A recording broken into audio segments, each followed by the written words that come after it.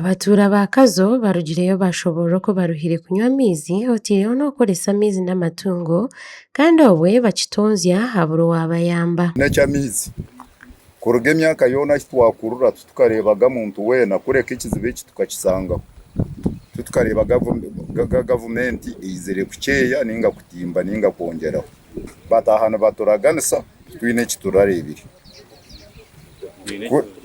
tuyine ekizibu ky'amizi bakansara bamwe nabo bashobirwe ahabwa abatura gumano bayitombitira amizi g'amarofa ekiri kuteganisa obuhereza bwabo. Problem, Mr. Speaker, Kitongole water project is not working.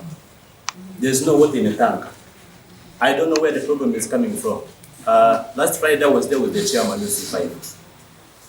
Residents are complaining there's no water. So we can't tell what is the problem. We want the district to chip in and help our people. The project is there for the public.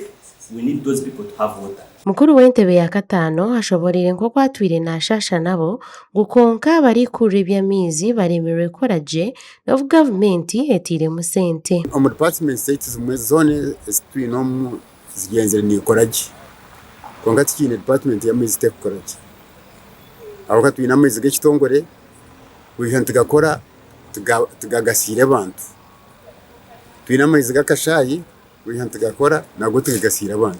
Ariko by'amizi mu district ya Kazo Julius Taremwa kabuzibwe ya Burigambo agumizengu abari gacunda no bokizibo.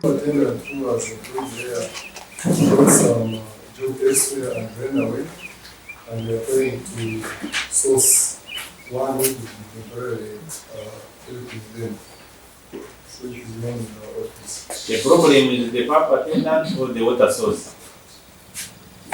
It is the pump attendant.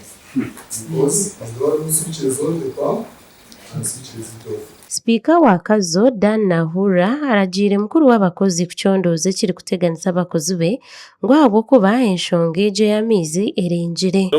Kazo is a dry area. None buri project y'amizi turi gukora tekushikirize kitugenderere. Project y'Akashayi na n'Ekitongole. So twaragira kawo turetera technical report kureba AB kuretera amizi gitu gatashikiriza abantu bitu kubayamba baturetere report umusandemwe then kanso icwe mu cyo gukora a project seza Amakuru agagasha kwa Sima Naume omurakazo.